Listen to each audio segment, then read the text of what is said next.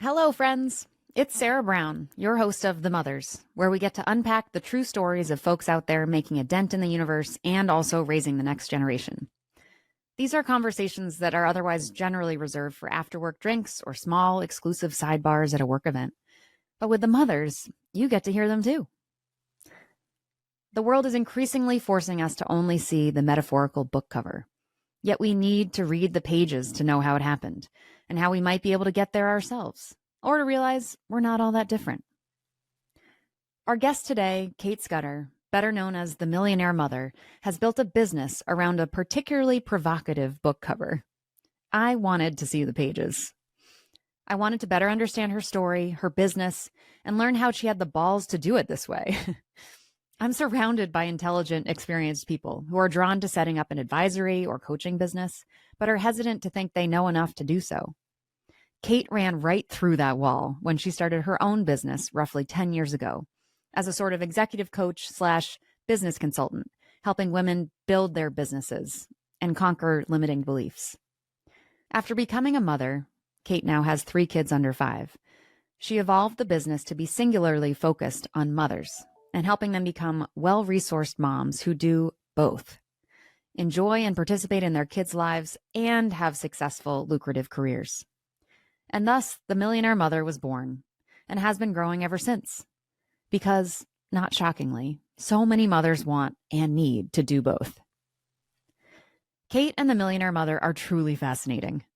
In our interview, she talks about how her branding is intentionally confronting. It gets people to pay attention. And more than that, it's a foil to make people reflect on why. There are simple answers like sex appeal, but then there are deeper answers around how we expect women and mothers to look and behave. Cait is absolutely challenging those assumptions and creating, as she says, a new archetype for mothers.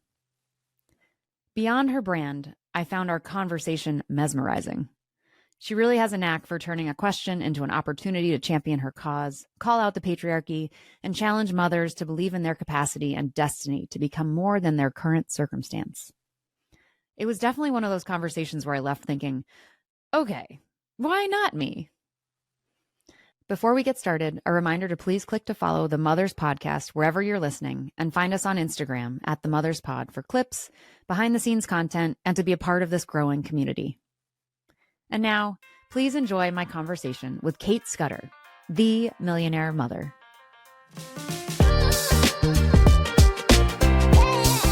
So yeah, thank you again for finding us, joining us. I love the platform that you've built. I'm like fascinated to learn about you because there's so much energy and pizzazz and I don't give a fuckness about what you're doing. Just so bold. And then I keep getting sucked into a lot of your messaging across various platforms that is all about this celebrating the both of it all, the motherhoodness and the desire for a successful career and the moneyness of it all.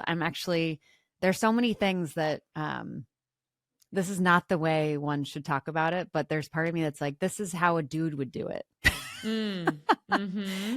But you're making it, there's a strong feminine energy, obviously, but you're kind of, you're not bowing down to anybody. Yes. And I would love to get into sort of where you found that power. We like to start with generally hearing your version of your story as to how we get to Cait, Millionaire Mother of today, with multiple young children, building big businesses, helping other women build successful businesses. As far as the internet says, you're thriving and persevering and unafraid. But I imagine that maybe I don't know. I never started that way. I'm still striving one day to maybe be like that. But I'm curious if you could take us back to the beginning of Cait and how we got to Cait of today. Well, thank you so much for having me on the show. It's so great to be here.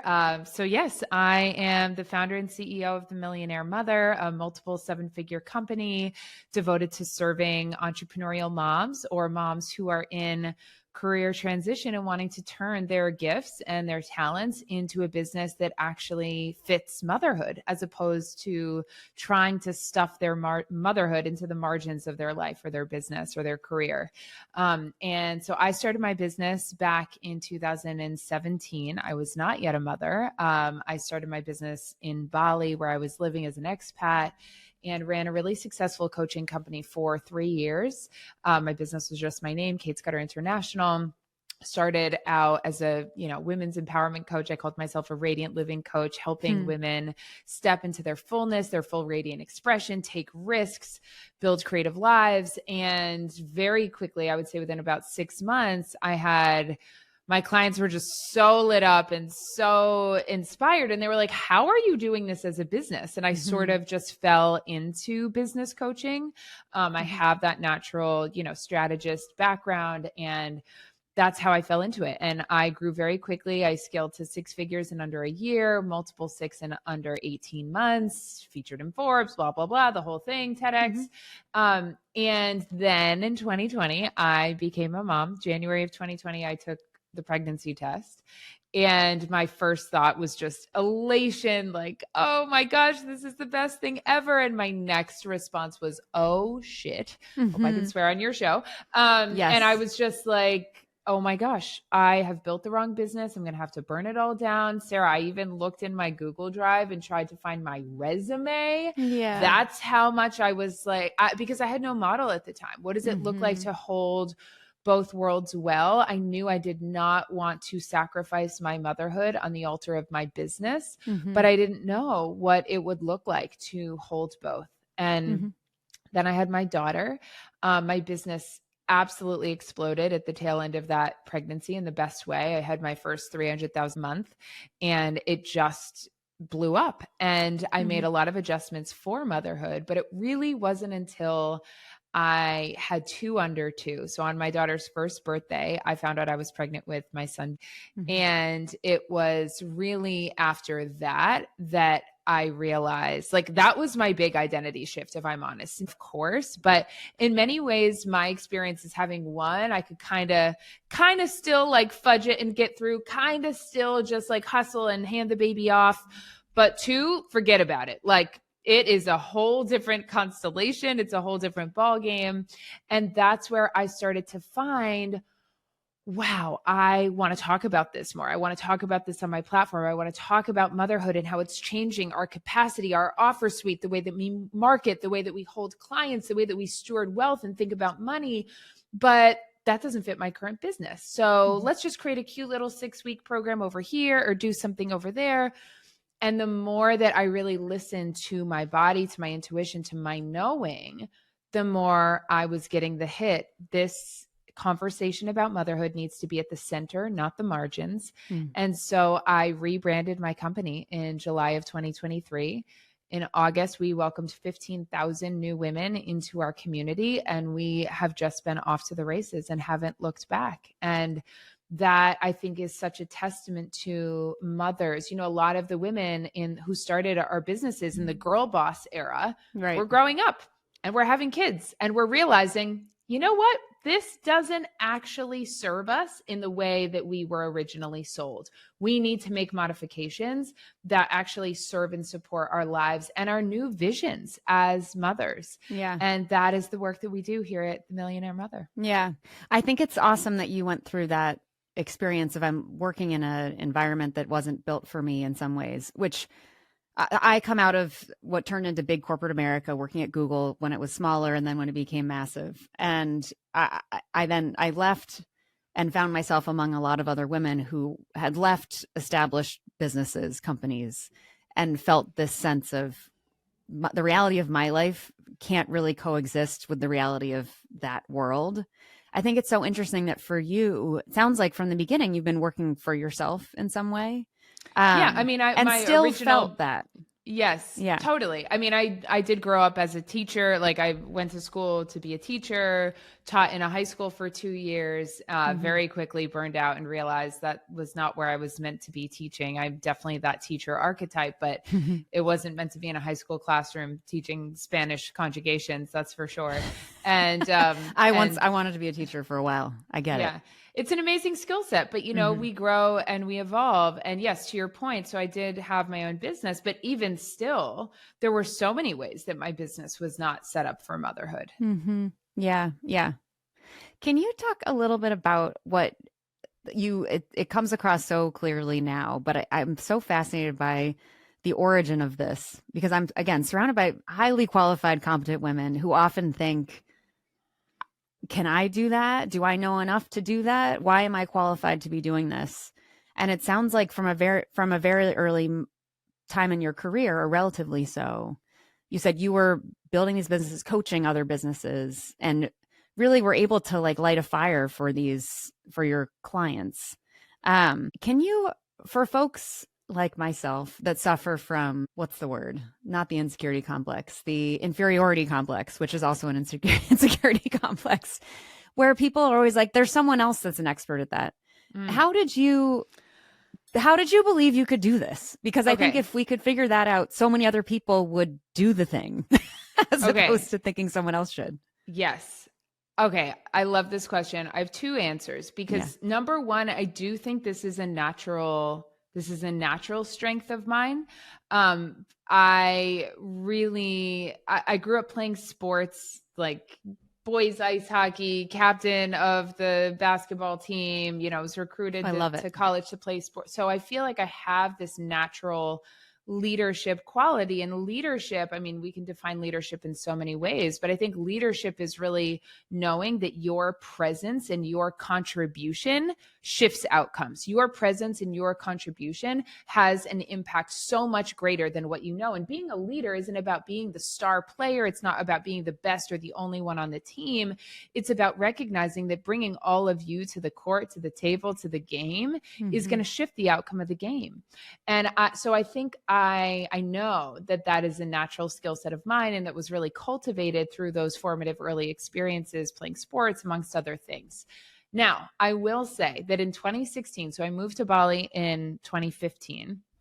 2016, I had this really interesting year where I was watching everybody else do it. It was my first time, like 2015 and before. I was like, yep, $38,000 a year as a teacher. That's just what you do. You get summers off. You like work hard. You complain. You feel absolutely drained when you get home. But that's just what work is. That was my mindset. That was how I understood exchanging time and talent for money. Then in 2016, when I was living in Bali, it was my first time being immersed in digital nomad culture, online entrepreneurship, people who had come, expats who were running multi-million-dollar companies from a laptop working part-time hours. And I was like, whoa, hold the phone. What is this? This is very different from the model that I have gone to very fancy colleges and masters and blah, blah, blah to become qualified in. This is not that. This is something very different. What is this? And I started to observe all these other ways of making money and running a business and pouring the sum total of your cumulative gifts into a brand and then selling and creating digital products. And it was very new. And I had that imposter syndrome so loudly. So I share both of these things, Sarah, because I'm like, yes, this is a natural talent, but also I had so much imposter syndrome. I was like, well, I already can see this amazing YouTube motivational speaker, dynamic woman. She's doing this 100 times better than I could. So why would I even start? And it's so funny to say that because that was back in 2016, right? And there's like still to this day, 2025 at the time of recording, there's never been a better time to start a business. And yet we can always tell ourselves the story of we're too late. Someone else is already doing it. But what I always say to that is there is nobody who is going to say what you're going to say, lead like you're going to lead, have the stories that you alone have lived. Your impact imprint is so extraordinary.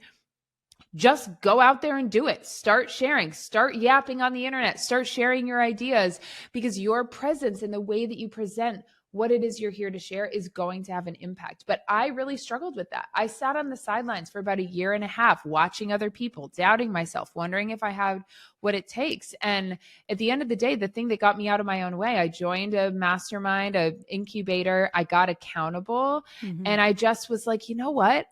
The real honest truth is I just got sick of myself. I got sick of my own excuses. I got sick of advocating for why I wasn't ready or why I wasn't prepared enough or why I didn't know enough. And I just started. And that really is the remedy. Mm-hmm. I love action is such an important antidote. I feel this is the first time I've been doing something out on my own, like moving outside of the world of shoulds and like sort of living up to others' expectations. And I very much agree that for a while I was stuck in this sort of paralysis of strategy and being like, I have to have every element of this sorted out. But the amount that I've learned just by starting, learn about myself and learn about what's possible. And just as you're describing, like there's so many other ways to do this. I feel like I had a sort of a midlife classic crisis where you wake up and you're like, why are we doing it this way? Mm-hmm. We don't have to live this way. Totally. Work could be something different. Is that a core part of what you help your current clients with, especially as you pivoted towards being very mother centric of this? Is there something sort of rooted in their own sense of self, identity, confidence that you're trying to unlock to get them to move forward? Yeah. 100%. And oftentimes, the work in business, I believe, it's always this dance between the inner work and the outer work, and the marriage of the identity and mindset and energetic work. Because of course, the classic, Wayne Dyer quote, change the way that you look at things, and the things you look at change the approach that you have to something, things are going to shift. But often, preceding even that, it's like, who am I now? So absolutely, we do a ton of identity work, but it's really this marriage of inner and outer. Oftentimes, it's not just believing. Here's what I want to say. Like when I was running my business before I rebranded to The Millionaire Mother, it was always this blend of energy, strategy. That was like my whole thing. That's still true. But I would say the refinement with the motherhood piece is, okay, refining our energy or turning our energy up, our audacity up, our self-belief up. Yes, 100%, that's the medicine. But for many of us, again, who have sort of trained in the entrepreneurial gym of that girl boss method, for many of us, we're just turning up the dial to get an outcome, like more sales in our business. But if we're not paying attention to, well, am I just like manipulating my energy to get an outcome, but not addressing at a more fundamental and more underlying level, what is the outcome I actually want? Many of us were trained to see success as, how can I get to the highest cash month possible this month and then do it again next month? And this real like short burst masculine cycle of quick revenue as quick as possible. We're not building for longevity. We're not building for legacy. We're not building for a company that is designed to support a holistic understanding of millionaire success as a mother.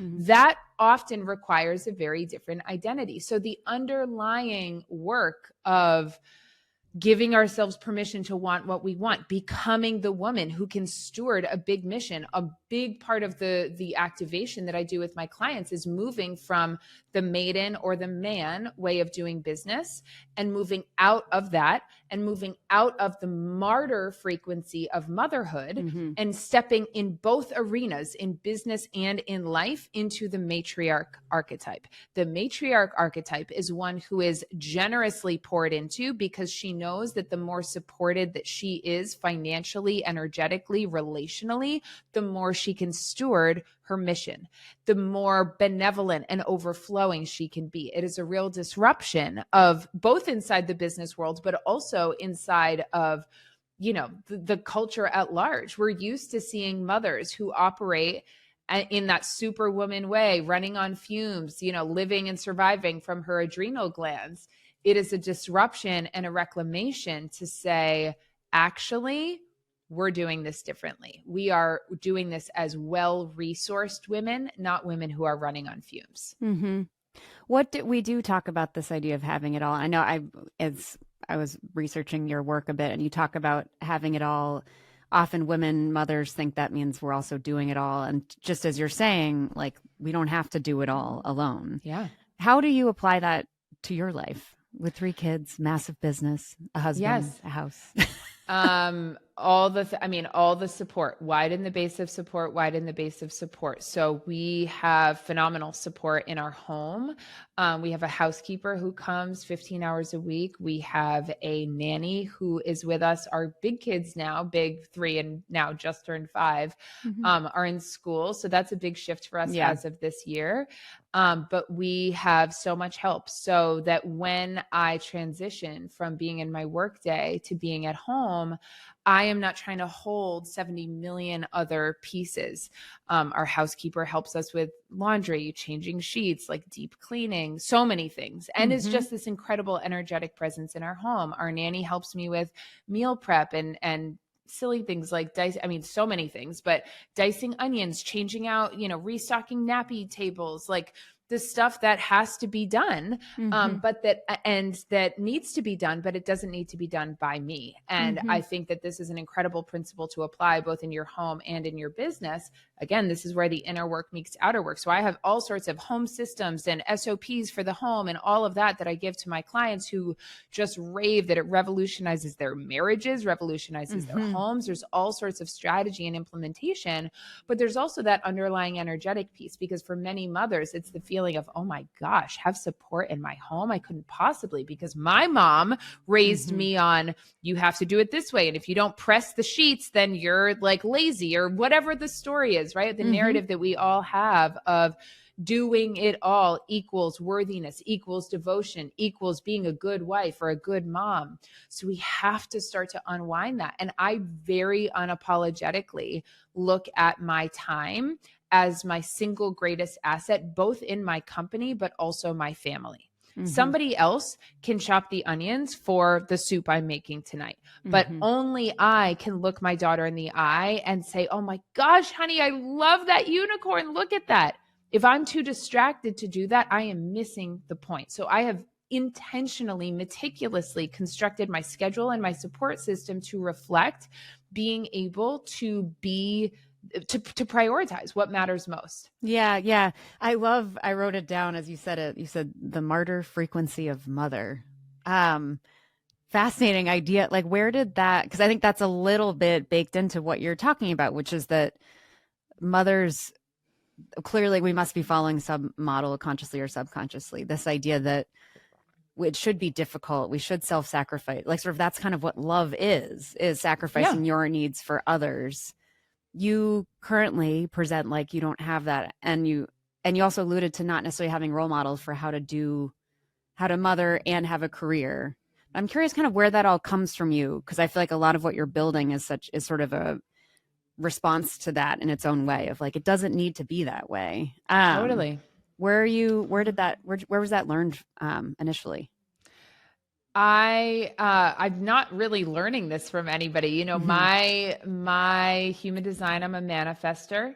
And so my innate design is really to create a new way and to be a disruptor and to be an innovator. And I see, I grew up, my mom is my best friend. I love her so, so much. I actually did a really incredible interview with both her and my grandmother on my podcast. I'll see if I can find the episode and I'll send it to you to link in the show notes here for anyone who wants to listen, because I think that backstory would be really helpful for folks to listen to understand like my lineage. But I think this is the cultural inheritance that we have in the West is like, we have moved from, the 1950s era of pressed dress, pearls, a martini, and like baked goods for when husband gets home. And like devotional wifehood and motherhood is everything is backing the husband's career. Then we had, of course, the really important cultural pendulum swing of the 70s and 80s, where we saw, the Gloria Steinems, the feminist movement, the modern, giving birth to modern feminism, which then in the 90s and 2000s really looked like peak girl boss, lean in. Women can have careers and don't have to be defined by their husbands or their children. But for the women who do want that, we just work like men. And that's where it comes in. And what happens underneath that is women are burning out. And, my mom's generation, and my mother in particular, she made the really conscious choice to put her career second. Didn't work when we were little. And then when we were in school, she just got part-time work, but it was never like, this is my mission, this is my calling, I desire to make incredible money. That wasn't her path. And I saw her, you know, I wouldn't say full-blown martyr, but I definitely saw her sacrifice for her family. And I saw my parents struggle financially. And I also saw her brilliance and her beauty, because I was the recipient of that. She was and is such an extraordinary and exceptional mother that I'm like, she shouldn't have to choose. And so that is part of my, you know, personal narrative and story and upbringing that I think probably lights a little bit of a fire underneath me. But like I said, for me, naturally, I'm a go-getter. Naturally, I'm a way paver. And that visceral feeling of, oh my gosh, I'm pregnant. Holy smokes, I'm really barreling into uncharted territory here. There's nobody that I can see with a body of work that is devoted to providing, you know, a guidepost for women navigating this. And I think that this is what I would say to anybody listening. If you're getting that tap on the shoulder to adjust your body of work or to modify it, it's really easy to say, well, someone else will do that. Someone else who's more of an expert, someone else who's more of this or that. And for me, it's like, we are the ones we've been waiting for. We're the ones who were called to it. And if you are feeling called to that in some way, trust yourself and let yourself lead the movement that you're here to lead. So I hope that answers your question. You know, It's one part witnessing the possibilities and the generations that have come before us, one part witnessing my own mother, and one part just seeing like a gaping hole for women in this generation who are holding ambition, but who are kind of realizing like, all right, I'm not just after the next glass of champagne and private jet photo shoot and whatever, like, not downing that stuff. I love money. I'm obsessed with money, but I'm not obsessed with chasing anything that's going to sacrifice how good it feels on the inside to create a legacy in my home. Yeah, I'm so glad you mentioned that, because I was going to ask. There's such an interesting, not attention, but like obviously the brand is the millionaire mother, which with that carries, certainly you're leading with financial wealth. But next to that or underneath that is sort of aligned to a purpose or aligned with meaning, whatever that person might, however that person might define it. But maybe you can walk me through how you came to that brand as being the thing that might sort of fill the gap. Because you're clearly trying to build something that was answering a question or filling a void for guidance and support. And I'm just interested where the financial side of that was like a leading contender. 100%. Well, I think that for so long, you know, women have been told to be demure, mindful, you know, downplay our success in the world. And it's absolutely designed to be a disruptor and make you go, wait, what? Like, yeah. Okay, you know? And I think it's interesting for anybody. And I have so many people who say, Cait, you triggered the shit out of me. And then I hired you because I knew that that trigger was exactly the medicine that I needed. Yeah. We are so unaccustomed to seeing a woman boldly claim her financial status, her financial impact. And we're certainly unaccustomed to the frequency mother, which is, you know, the more traditional way to talk about being a mom or a mama or whatever. Certainly unaccustomed to that word having when you hear mother, you think nurturing, you think lullaby, you think support, you don't think millionaire straight away. And part of the mission and the work that we do here is questioning those associations and questioning the singularity of association. Like, why wouldn't you hear like millionaire funnel bro or the millionaire, you know, real estate tycoon or whatever. And you're like, yep, totally makes sense. Millionaire mother. Okay. Or you hear the nurturing mother, the tending mother, the homemaker, whatever. And I really just think that this brand, I mean, it's so much bigger than me. And a lot of people are like, you're the millionaire mother. I'm like, well, no, I'm the founder of that company.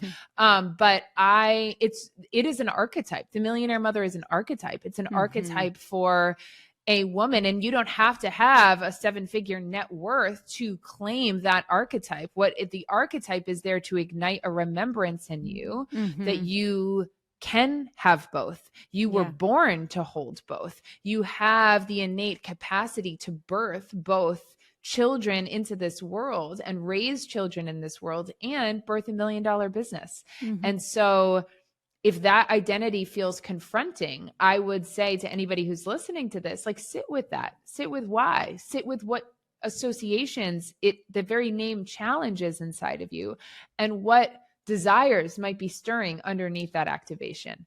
Oh my God, totally. That, and just the sexual nature sort of some of your branding too. I had the same response. I was like, I'm going to sit, just as you said, I'm either blocking her or I'm this. hiring her or I'm inviting her on the podcast or something. No, well, I was just like, this is interesting. Like, I really was like, I want to ask, because there's also, I see the images that you have on your website, for example, certainly lead with a sort of more, I don't know, stiletto heel sexuality element to your brand. And they're also sort of more classically softer woman with children walking on the beach kind of imagery. And I thought as I was absorbing it, I was like, these are, to your point, these archetypes, or there's so few stories that women can like latch onto and say, that's how my life will go. And few of them integrate. You're either, I don't know, the hypersexualized mother who like somehow makes money in a bad way, quote unquote, or you're like this homemaker. And then there may be 2 or 3 in between. Yeah, totally. But there aren't enough of the mess, not the mess, but there aren't enough that just say kind of go your own way. Like all of these things can like coexist. So no, absolutely. I appreciate it. And I am definitely, people meet me because they're like, you're confusing because you're definitely like a homemaker. I'm like, my happiest place is in my kitchen. I love to cook. I'm like, my home smells like pot roast and cookies, and there's always a fire lit, a hearth candle. I'm like so homey, and I love wearing fancy clothes and having nice things and making lots of money.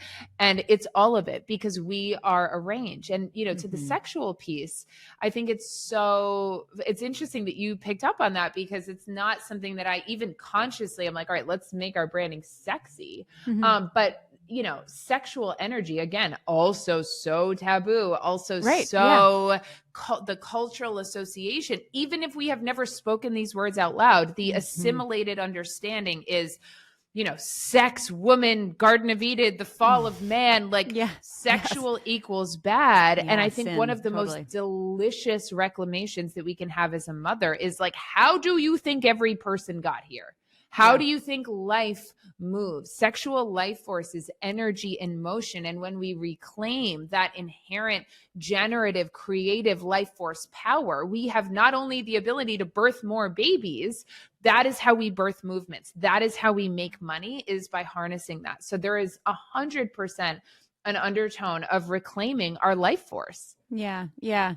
Motherhood seems like it was such a catalyst for you to move in a certain direction. You were building certainly successfully already, but then just as you said, like everything actually took off after you had your second kid, first kid? My first actually is when it started to take off, but the redirection of the business happened after having my second. Yeah. I wonder to that self, or even to anyone folks that are listening that are home with their first kid and wondering, how am I going to, where do I go from here? I've lost myself, or I have dreams, but I thought I had dreams. I thought I had professional aspirations. I thought I was ambitious. But currently I feel just very tired and lost. What would you say to that person? Honestly, I would probably give her a hug. I would probably ask if I could make her something, a cup of tea. I would say to her, it's okay to feel how you feel. It's okay to feel lost. It's okay to feel like the ground is up and up is down and everything feels turned around. That is so much of what motherhood is. If motherhood has taught me anything and has done anything for me, it has expanded my capacity to be in the unknown. And while that feels terrifying to our ego, because in the known, we find identity. In the known, we find a sense of safety, even if it's false. In the known, we feel like we are in control. And in birth, in motherhood, I'm like, anyone with a toddler, can I get an amen? We don't have control. We don't know how it's going to go. We are all of a sudden now existing with tiny fragments of our soul and our own heart beating in bodies outside of us. And it is one enormous exercise in letting go. And birth is the same for many different reasons. And so what I would say to her is, please just keep going forward, one step at a time. Do not try to go back. There is no going back. And that can feel terrifying, but we have to trust the process. And you might be in a season right now of overwhelm and a lack of clarity, but clarity will come. You just have to keep moving forward. And if she's feeling fearful and contracted and like, oh my gosh, my life is already such a crazy, tornado since having a kid, and the thought of having another, oh my gosh, what will happen? I don't know what will happen for you, but I do know that if you feel called to grow your family, that is never a decision that you're going to regret. And the things that you can no longer do once your capacity starts to change because of motherhood, consider that that is divine redirection and a gift, not a limitation. And for me, motherhood has not lessened my ambition. It has refined it. It has refocused it. And it has truly redefined it. It is put such clarity on what matters and what doesn't. Mm-hmm. Yeah. Yeah.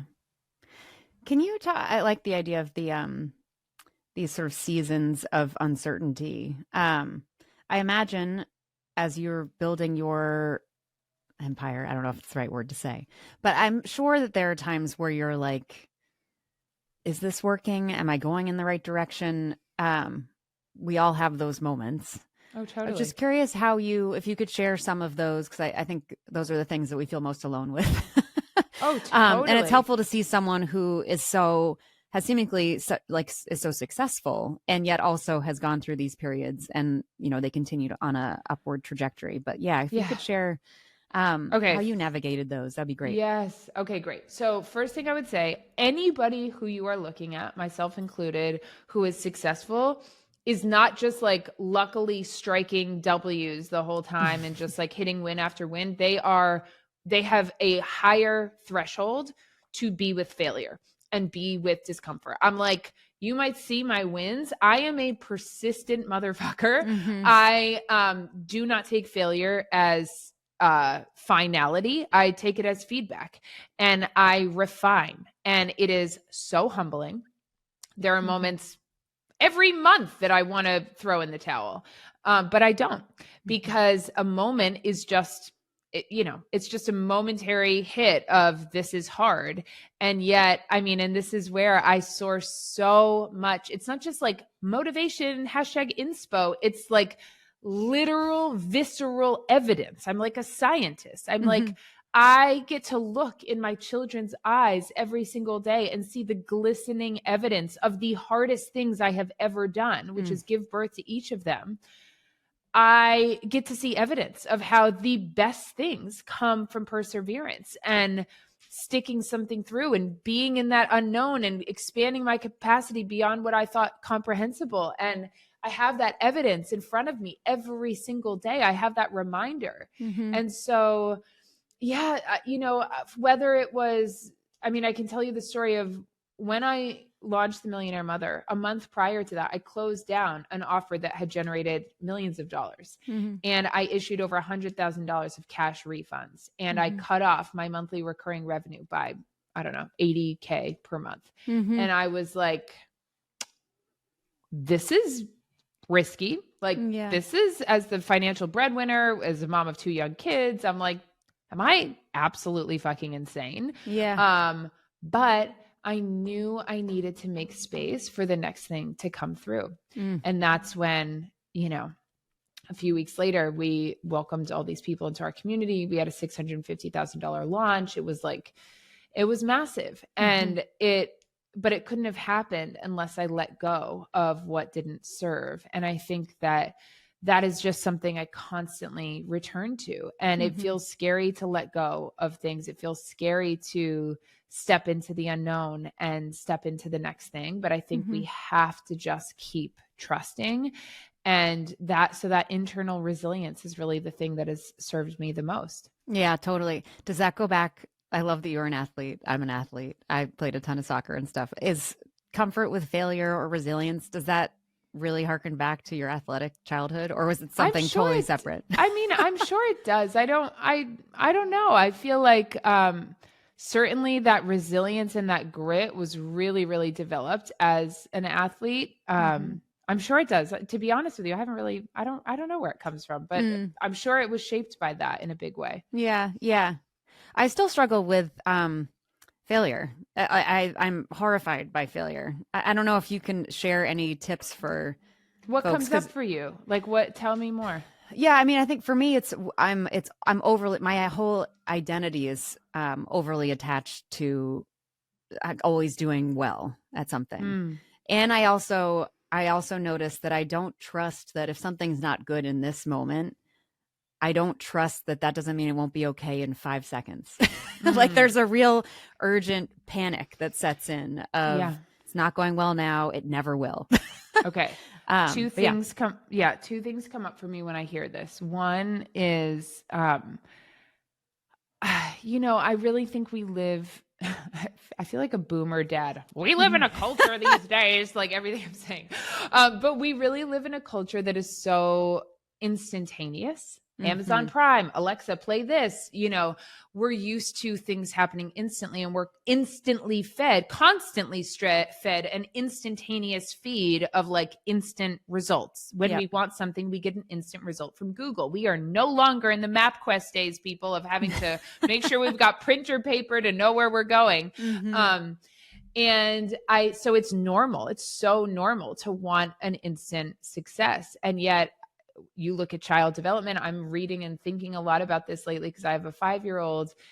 In human development, resilience and persistence and the ability to problem solve, like this is what human development is. This is what the human journey requires of us. It's actually absurd when you think about it in a broader context to expect instantaneous perfection. What even? Like as if anything in civilization, right? Yeah. But we're so myopic because we just Amazon Prime anything we need to get here in 1 to 2 days. Yeah. So we have lost the ability to sit with discomfort, to sit in the delta between having a vision for something and seeing it come to life. And yet in that delta, that is actually where the magic is. That is, but most people throw in the towel and move on to something else. That's why it's not why everyone, but shorter attention spans, attention deficit disorder. Like I'm not a doctor, but I'm like, we hop around seeking for that hit of dopamine because the longer resilience of working through failure is more uncomfortable. And yet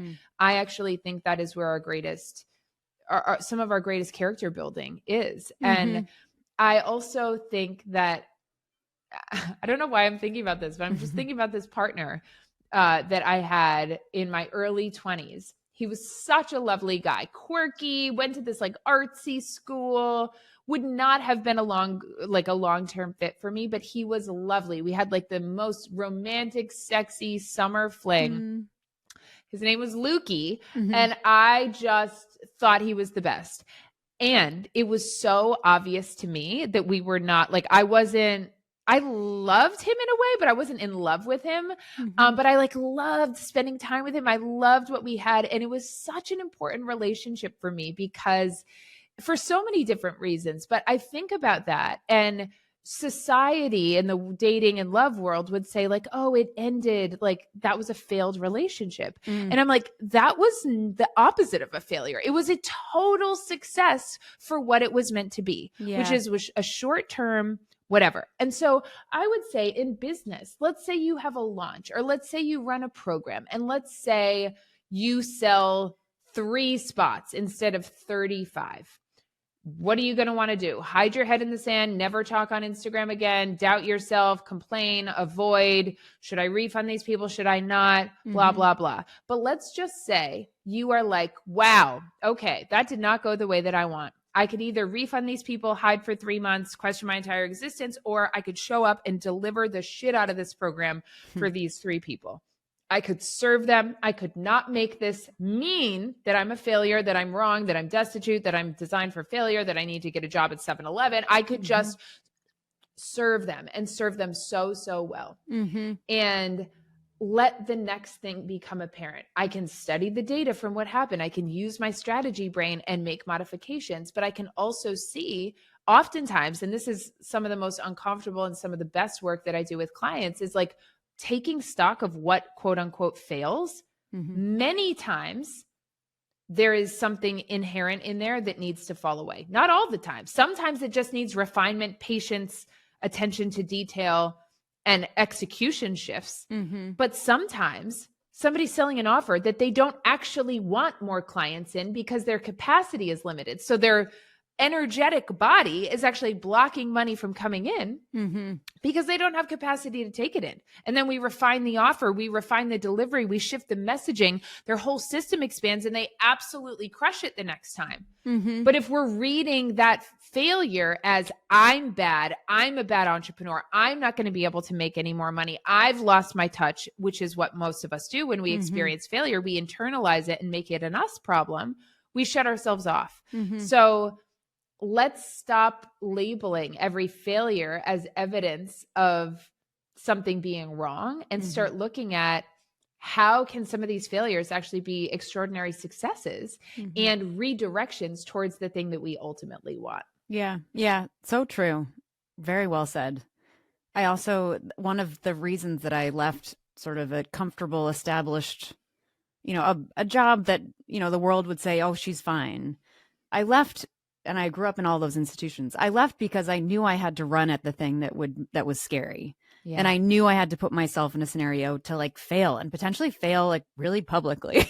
Because I think we have these life lessons that we're all, our life presents us with things to learn those like core lessons to us. And I feel like one for me, and one that I'm trying to model better for my kids, which I actually wanted to ask you about how you think about modeling for your kids, but was the importance of failing and being okay anyway. I'm not always great at it, but I think it's really, to your point, we only see, at least in my upbringing, the expectation was success. Now we have social media world where all we see is success and working. And it's really important to like go back to your, core self, your core people, your core humans, and remember they don't care. They just like you. Totally. But yeah, since starting this, so there have been some questions that are sort of like, why do we need to integrate the mothers and their work and their home life and their kids? Like why sometimes, like much of our success often comes from putting them in separate boxes. Like I'm at work and I actually don't think about my kids. That's how I've operated as much as I can. Where, to your point of, I find we resource ourselves, we have support, we have help that we can trust that allows me to be present in this because I know my kids are okay. Knock on wood, as I'm saying this. But how do you integrate your kids in your work in any way, or are they more inspiration maybe for the work that you do? It's a bit of, there's certainly inspiration for, it would be very challenging to have this conversation if they were in here and I was trying to tend to them as their primary caregivers. Right. So I think it's appropriate to have, segments of the day that you're not having to context switch throughout the hour. So I definitely set up my rhythm and my days of the week and my hours of the week in such a way that allows me to have more focused time in both. I do think that's really important, but I also absolutely integrate. And it's one of these fluid things, in motherhood, we want to come to these absolute truths. And if having 3 under 5 has taught me anything, it's like, just anytime you think you're an expert at anything, just wait a month because it's going to change. And that has certainly been the case for me. Every single kid has like served me a massive helping of humble pie over and over again. But when each of them were little, I would breastfeed on calls. I would breastfeed on a podcast episode. I would have these moments where it was easier to integrate, but there's seasons of business where that's possible. Now, sometimes if I don't have childcare and my little two, my boys, are down for a sleep, I could have Ella coloring on the bed that's inside of my office, and I would be able to have more of an uninterrupted ish moment. And if she came over, I would just hit mute and I would say, so sorry about that, and keep going. Whereas before, the idea of being so quote unquote unprofessional was unfathomable to me. So I definitely think that acknowledging, one way I like to think about this is thinking about all of the different needs that exist. As business owners, we as women, as mothers, we as the CEO, a woman, have needs, but our companies as their own entity has needs and requirements. That is likely visibility, your face to show up, you writing emails or checking emails or corresponding with your team or your clients or what have you. You have needs, your children have needs, then the family unit has needs, the household has needs. So the more clear you can be about what needs actually exist and what resources we have to be able to meet them, the more we can find, creative solutions. So there's definitely ways that I integrate them. On photo shoot days, of course, my kids are in them because it's telling the story of motherhood and business, and we make it a whole thing. We all get so excited. We lay out our outfits the night before. It's photo shoot day. Yeah. They're so excited. And just a little small thing, like my son, Jack, is going through a phase where he is obsessed with construction. First thing in the morning, top to tail is like dressed in construction gear, carries around a humongous toolbox everywhere he goes. He's just obsessed. And on the last photo shoot, I'm like, he's either going to be wailing and crying if I try to pry him out of this and like to dress up like a fan, or I could just let him be 3 and let him wear. So he just wore construction gear for the whole thing because that's what, and I'm like, this is perfect. So I'm not going to try to control this. I am going to just let it be what it is. Yes. So if you see new brand photos, Mr. Jack is rocking the construction gear. So it's just like a small example of that way of integrating. Cause I'm like, I don't need to force this. Yeah. And probably might get more engagement like that. So many people relate to that picture more than the perfect picture, but yeah. Yes. Before we shift to these sort of 3 closing questions, I didn't know if there's an offer business-wise. I didn't know if you wanted to give a little context for listeners. We can also cut this if you don't want to. 100%. Well, yes. So at the time of this recording, we have the Inheritance Workshop, which is coming up. It is a 90-minute masterclass where I am going to be talking you through how to build a legacy business that sets you up for that inheritance you're passing down in your finances, but also in your family. So if you are somebody who is wanting to build a business that is optimized for motherhood, if you are somebody who is thinking about what you are passing on to your children financially, but also the energetic blueprint of confidence, self-trust, and really fully going after what you're here to create and do in this world, then come to this workshop. And if you're someone who knows that you want deeper, more extended support with that, after the Inheritance Workshop, we're going to be opening up doors to MME, the Foundry, which is my signature mastermind for mother entrepreneurs. So I'll give you the link to both of those, Sarah, and you can include those in the show notes. And if anyone who's listening to this is like, something in this conversation has activated or sparked or inspired something in you, please send me a DM. I'd love to, hear from you what's coming up. And, you can check the link in the show notes of Sarah's podcast to get all the information. Beautiful. Yeah. I can see you're very good at this. I feel like you've already unlocked. I feel like I've been helped through this conversation. Great. I'm so glad. That's the point. So I'm glad you're out there sharing your gift with others. It's awesome. All right. Before we let you go, we like to ask all of our guests these 3 questions, which you can answer as quickly or as extensively as you want. But the first is, if you could go back to your new mom self, not that long ago for you, but new mom self, is there anything that you'd like to say to her? Just keep going. It's going to get better. It's going to get easier. I feel like some of the wisest words that I ever received was actually from a lifetime career teacher. And it was when I was in graduate school for becoming a teacher. But I actually think that wisdom is so transferable to motherhood. He said to us, don't get too high and don't get too low. And I just feel like that's it. And I think about, for me, I had very, very challenging postpartums with all 3, specifically around breastfeeding. I mean, some of truly my darkest nights of the soul were not actually around, and I had a very, challenging first birth, but it was breastfeeding that brought me to my darkest places in the very early years. or in the early months rather, I struggle with mastitis. I've had mastitis 3 out of 3, been hospitalized each of the 3 times. It's been so hard. Oh my God. And don't get too high, don't get too low. If it is so hard, if you are white knuckling your way through, if you are so tired that you can't even function, if you are digging your fingernails into your skin every time you nurse because it's so hard, if you are, struggling with your partner, if the house is a mess, like whatever is real for you right now, it's going to pass. It's going to get better. And you're going to sleep again.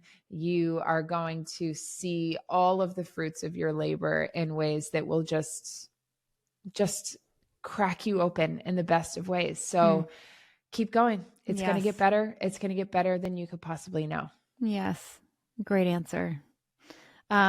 Is there anything that you, in retrospect, could have provided to yourself or your family, or a theme of things that could have made this journey a little bit easier?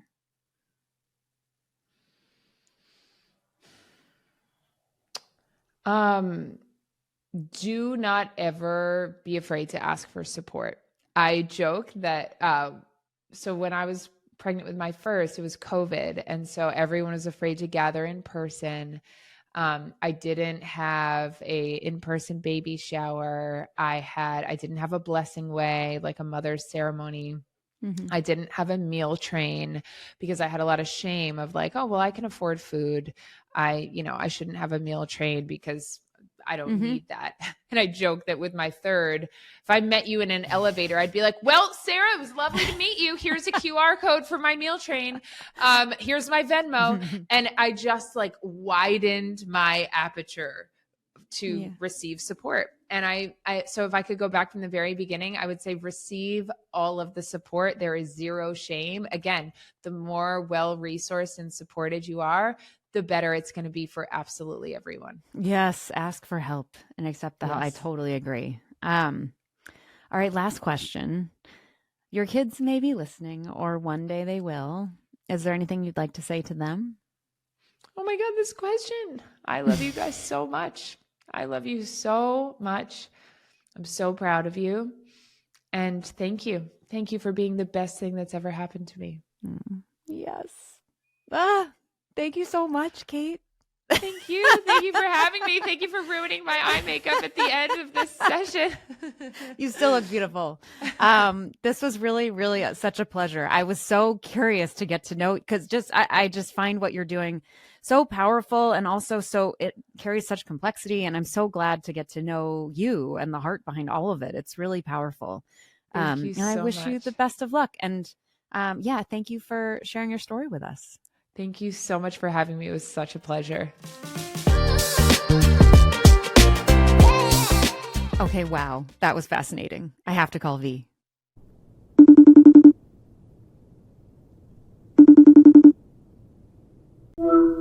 Hello. I get so giddy when I hear your voice say hello. It makes me so happy. I know. Hello. Something good is gonna happen. Who's here? What's up? Thank you Tell for me all letting me the call you. things. Totally out of the blue, spontaneously. Okay, wait. I just talked to Cait Scudder, who more commonly known as the Millionaire Mother. Fuck yes. What an icon. She's fascinating. Fascinating. So much power radiating. Like, I felt like there's just so much strength and power like emanating, like it was like coming like through the screen when I was talking to her. Yes. Because and we talked about this, so I can say this out. I talked about this with her, where you look at all of her branding online and you're kind of like, what's happening? Like, there's a lot of like sort of money, sexy cachet mixed with like farm, mixed with women's groups, mixed with I'm just a homesteading mom, like a humble mother, all happening at once. And I talked to her about that because I was just like, I was so intrigued to meet you because I want to know who you are within all of this. And she was like, I'm glad you brought it up because a lot of people see me and they're like, she said this herself. She's like, a lot of people see me and they think they're like, you trigger me more than anyone I know.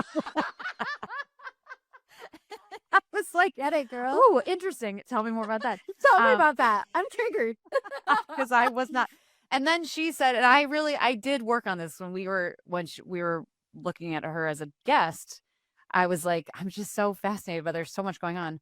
And then so much of, as usual, when one has a strong reaction towards something, typically the first thing to do is to like look inward and be like, why am I having this reaction? Yes. And that Yeah. was what she then talks about a lot, which was like, first, she's putting up kind of an archetype of a style of being as a woman, as a mother, as a business person, as a wife, as an everything that just doesn't exist enough. And there's so few public facing sort of narratives of what a mother could be and what a woman could be, that intentionally she's kind of like disrupting what you might assume this branding would be.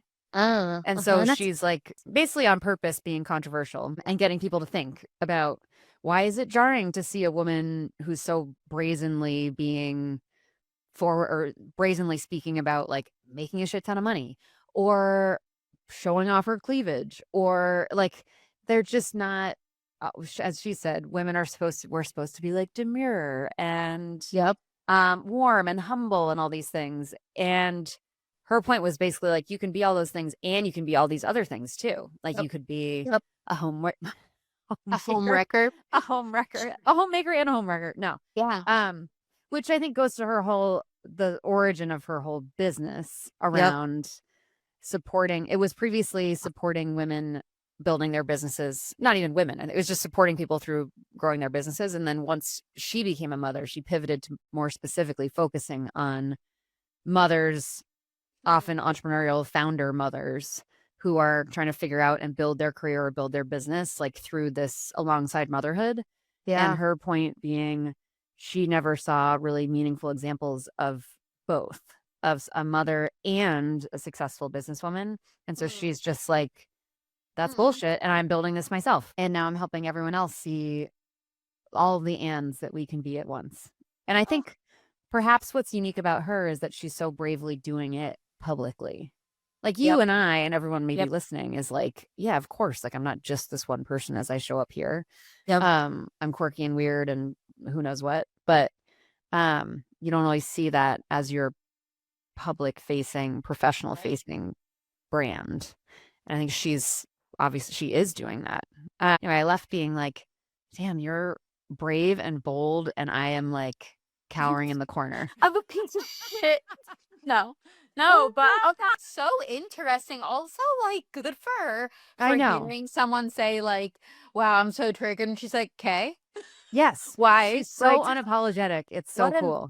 Yeah, like, fuck yeah. That's amazing. Also, doing it in front of her kids. Like, also, and then, like, I don't know, subconsciously and however she does this outwardly to them, presenting and representing that and then being like, it's good for you to do that too, is probably really scary and awesome, you know? Like, I want my son to be unapologetic and whatever, fierce and however he wants to show up in this world. And I'd be like, but also like fit the mold so you don't get like, I don't know, people don't feel threatened by you or intimidated or think you're just like taking up too much space. I don't know. So that's, wow. Good for her. Damn. Yeah. It really is interesting. And she also talked about where this kind of came from, where she went to like traditional high-end school. Like she went to Amherst, then she got like a degree from Smith College to be a teacher. Wow. Cool. She's and what I love about that is like, she's from New England where we don't do this. You know what I mean? Yeah. Like we're, whether we want to be or not, like sort of a Protestant, like we're the high intellectual, high and mighty, silly people. Yeah. And she's basically like, fuck that. Like, let me live my full existence. I loved that piece. But then she talked about how it was maybe 10 years ago, and she was, to her credit, she was like out in Bali, like traveling the world. And she started to notice, she was teaching, and she was like, I guess my fate is to make $38,000 a year, and that's just what it is. And then she kind of noticed, looking around, that there were all these people, typically bros, that were suddenly working off their laptops and like making all this money, like doing it in a different way. And she was like, why can't I do that? And she did. What I appreciated was she was like, there was at least a year where I just watched and didn't feel like I had a right to play here. But eventually she just went ahead and started this like business and basically advising others to become their best selves and also build their better businesses. And it was such a nice, I asked her this too, because I feel like I'm surrounded by typically women who are like, I would love to just like be a thought leader and like advise others, but like, what do I know? Right. And she was like, Diminishing your I just did it. capabilities and strength. Also, she's an athlete. Okay. Fuck yeah, of course she is. That also kind of makes sense of the like, I could do this. Like, you have to have some grit and determination, whatever. Like, I don't know. I feel like similar to you, that resonates, right? Like growing up in the not competitive, but I guess, yeah, like in sports, you have that mentality. So Yeah. fuck yeah. It was Good very for her. strength, no like yeah. I think the one other last piece of advice that I wanted to like pass along and Tell me how to be a double click millionaire. on, tell you how to be a millionaire, was she talked a lot about how for her and then in the people that she coaches, one of like the most important things is to get really comfortable with failure and not being hurt by failure, not feeling like you failed by having what you would have otherwise thought was failure, but just being able to like shake hands with failure and be like, thank you. Thank you for your service. And she almost like started coaching me in our conversation because I was like, I was for me, just gonna failure, ask.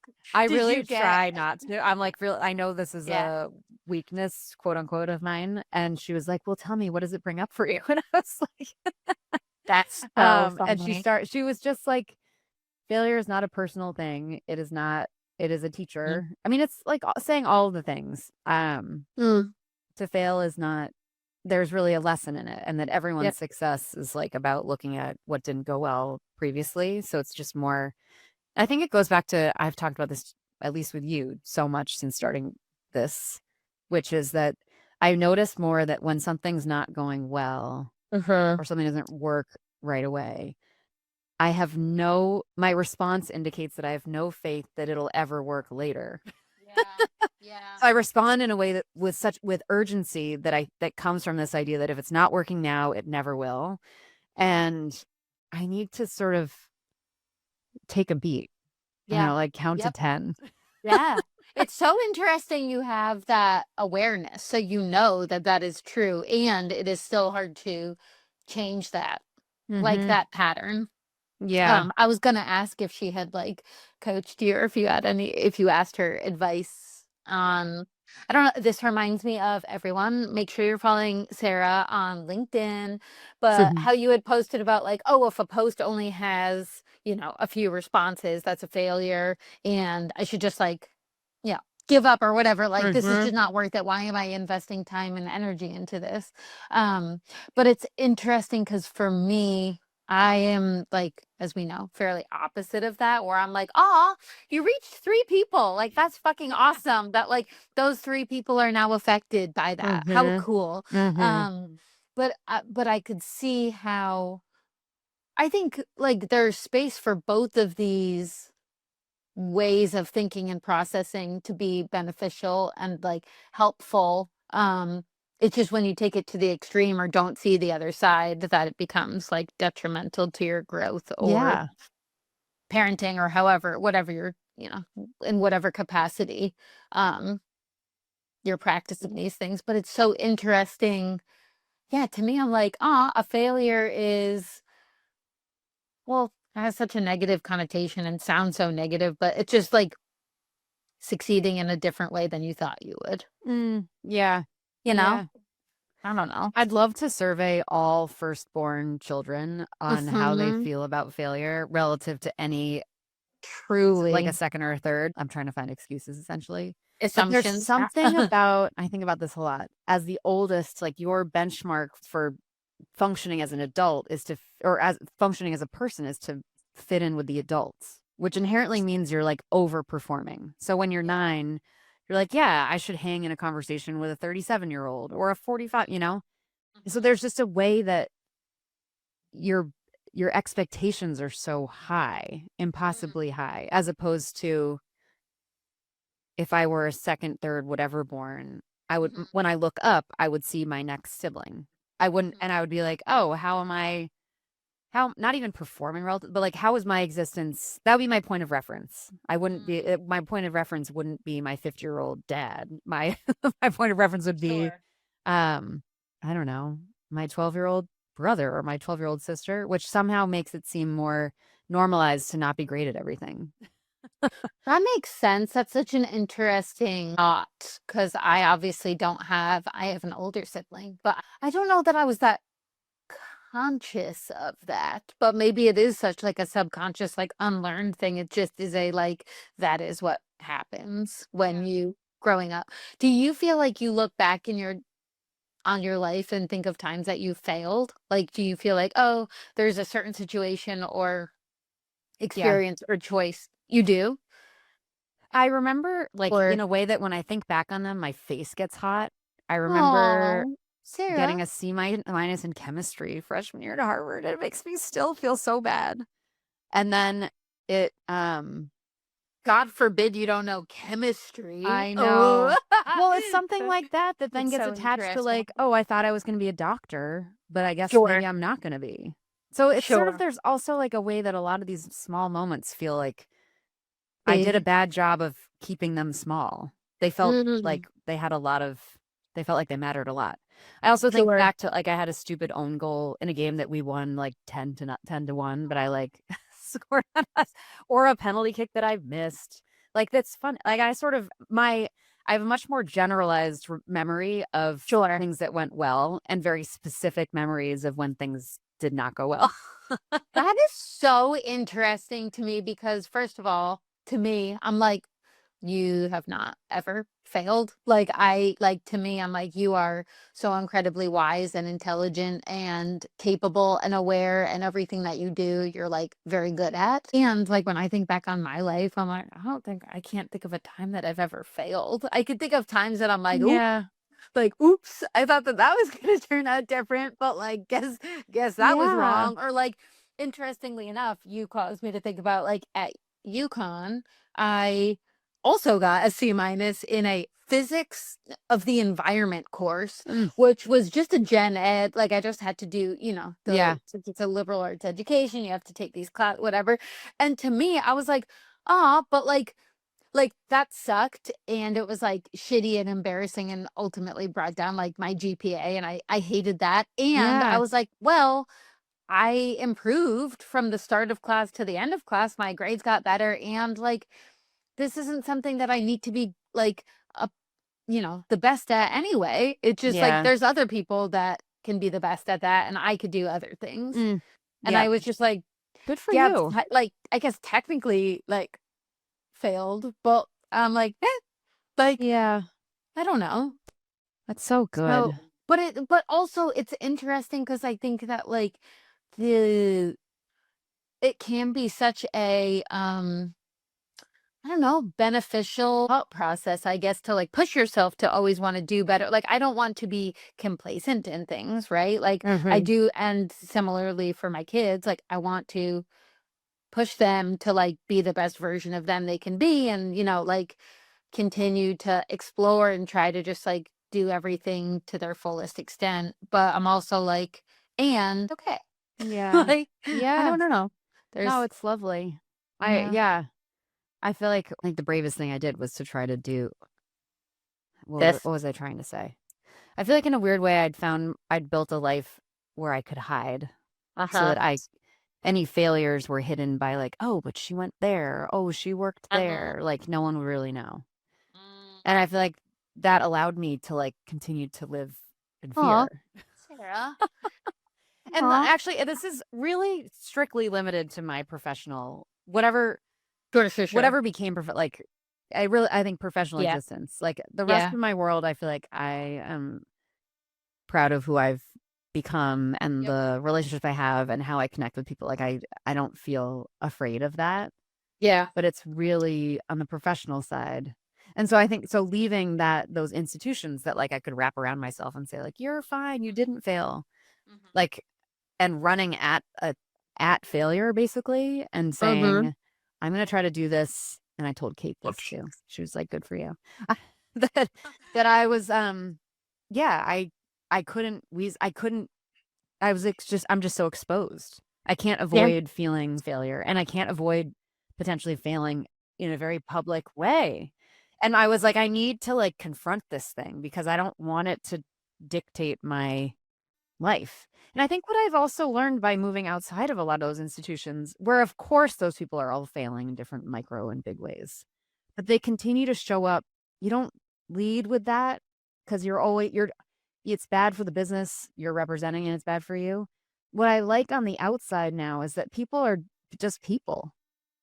And like their humanness is what's allowing them to try to build this thing. And no one's, I don't know, we're all in some ways, like we're all really failing really well. I think that like that is such a important lesson, is that like it kind of seems like from the outside it's very easy for everyone to seem like they have things like figured out and they know what they're doing or whatever. And like no one really does. And you probably never really will, because we're always like discovering and learning and figuring out the world and how things work and interact and whatever. And like it's just about embracing that and being like, well, in this moment, this was like the best that I could do given the circumstances and the variables. And like, I'm alongside other people who are figuring out at the same time. And we all like try to help each other as the best we can while also being like, yeah, totally. I don't really know. Totally. Like, I hope that this is the best, but it also could not be. Totally. Like, yeah. So, yeah.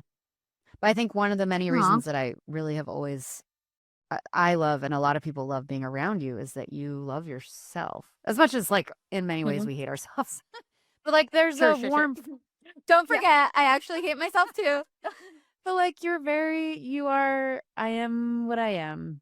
And like, and you're very quick to like, I don't know, give yourself grace, which makes me feel like I could do that too a little bit.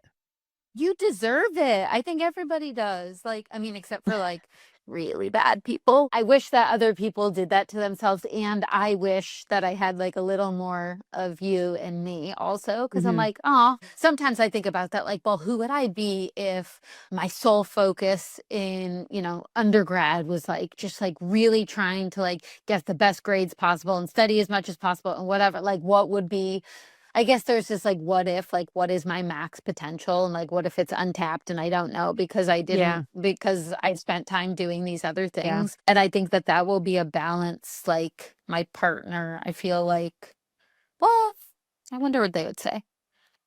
Probably he would say he did the same, like where I know that I probably could have done better.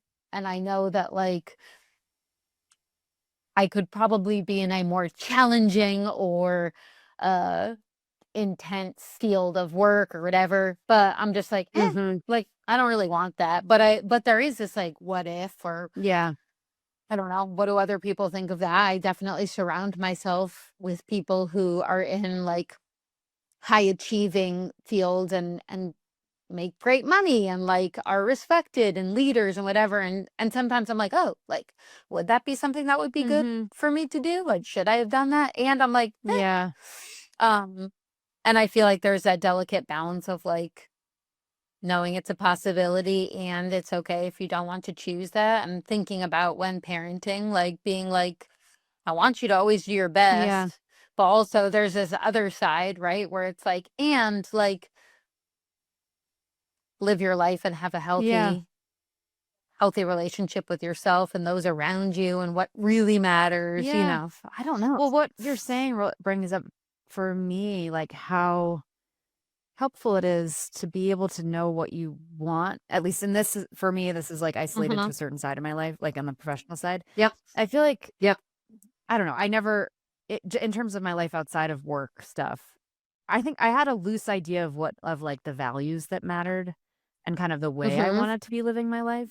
I wasn't like, I'm going to marry this person who looks like this and we're going to have a wedding like this. And I'm going to have just this many kids and all. Like that was relatively fluid. It was like, there were many ways that I could build a life that would allow me to feel a certain way. And I think I knew how I wanted to feel.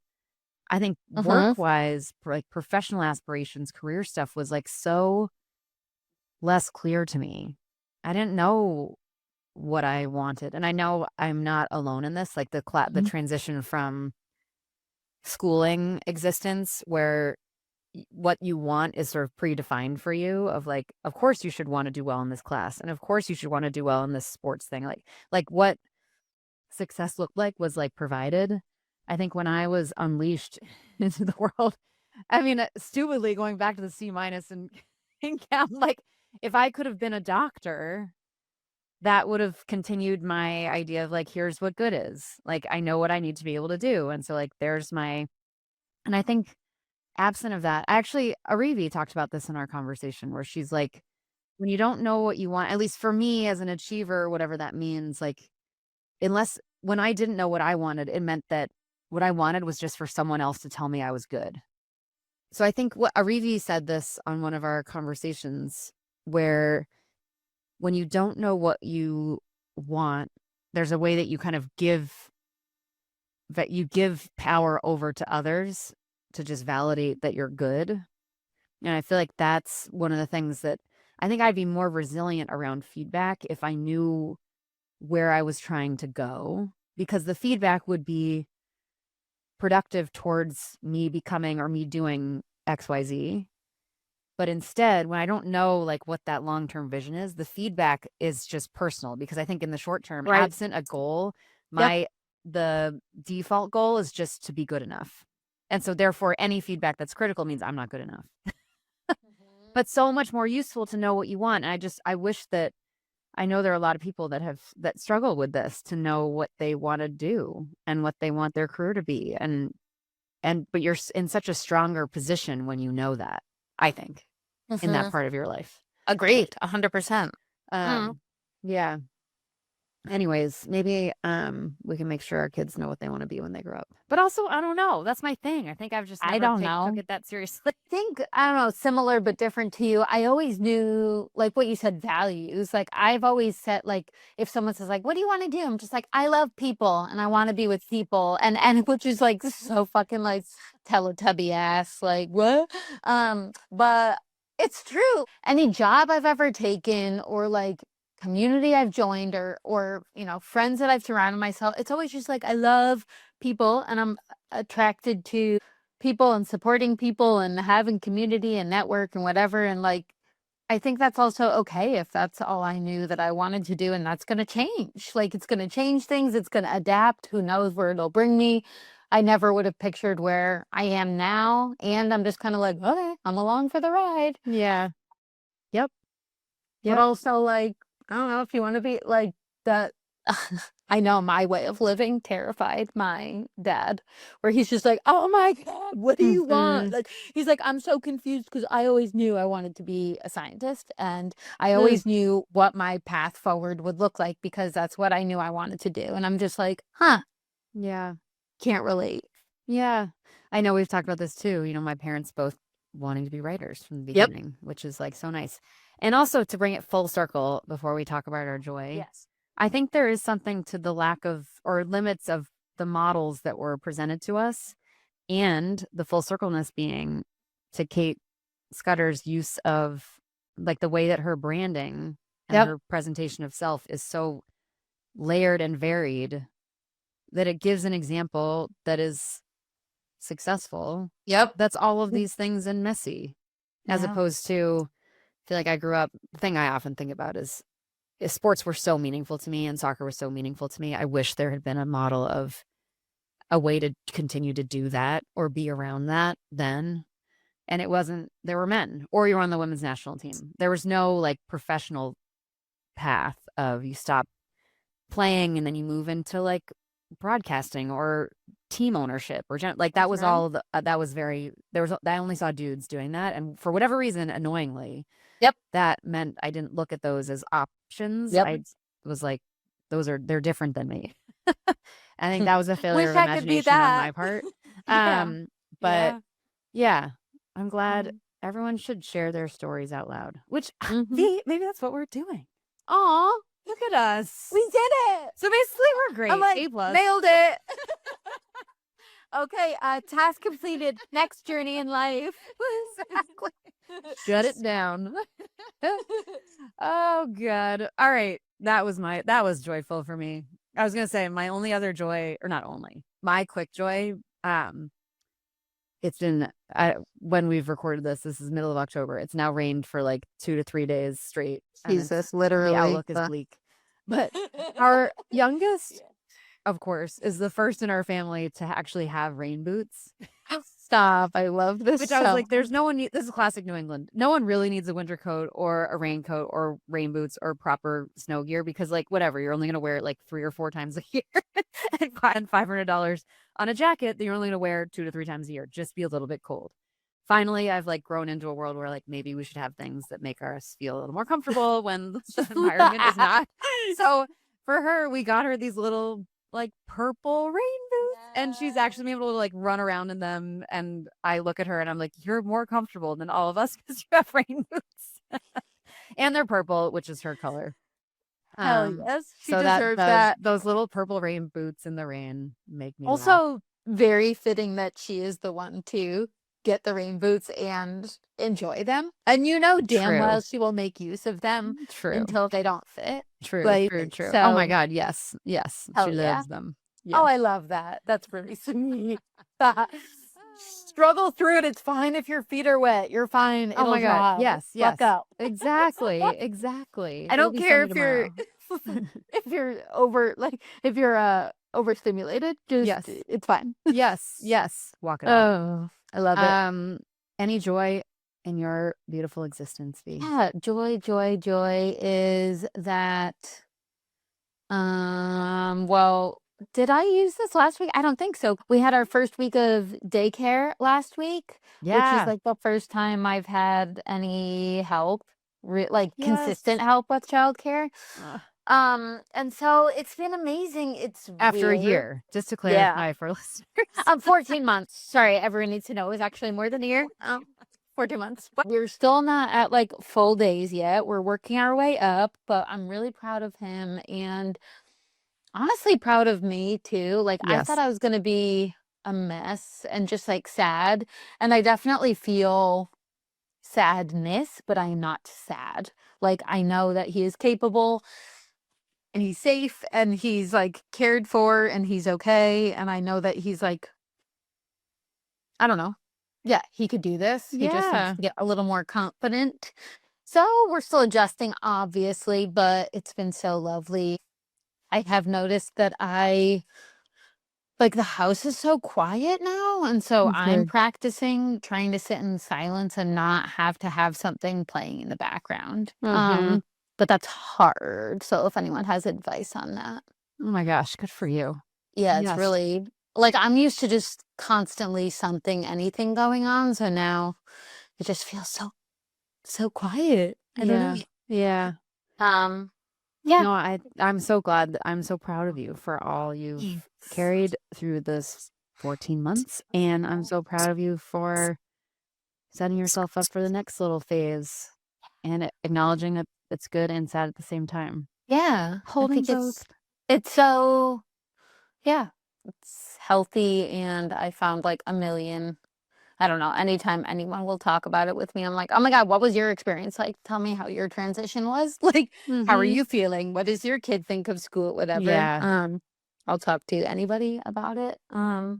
Which is also great and unifying. Like with all of this stuff, we're all messing up together. We're all doing things for the first time together. You know, like it's just kind of cool to hear other people's experiences and either relate or be like, oh, I hope, or learn from them. So that's my joy, and I'm sticking to it. Oh, you are joy. I love you. I love you too. You're the best. You too. I hope you find some more sunshine on this rainy day. Oh, truly. Yeah. Thank you for having all these conversations. It's so fun to reflect on them with you. I love your perspective. I love that you love yourself. I'm like, love it, love me. Love that for you. I love we for me. All right, V. I love you. Have a glorious day. Okay, bye.